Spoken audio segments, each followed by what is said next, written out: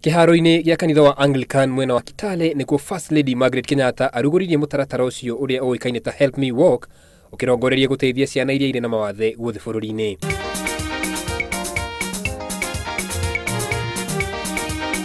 Nginyagia rĩu mutaratara ũyũ wĩna ceceni 22 iria ihingũrĩtwo kaunti-inĩ itiganĩte itanya arĩ gũtigĩrĩra atĩ ciana ici nĩ ciatungatĩrwo na njĩra ĩgwete. Cure helped me with my spinal cord.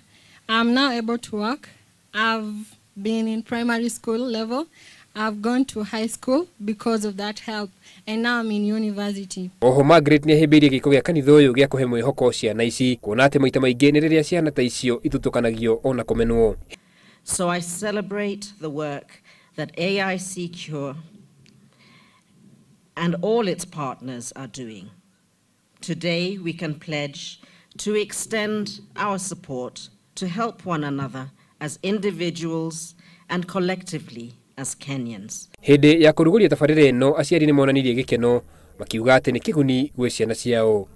Atongoria arĩa megwĩkinyĩtie igongona-inĩ rĩrĩ nĩ hamwe na Minister wa ugima wa mwĩrĩ Cleopa Mailu, County Commissioner wa Trans Nzoia Anne Gakuria hamwe na angĩ.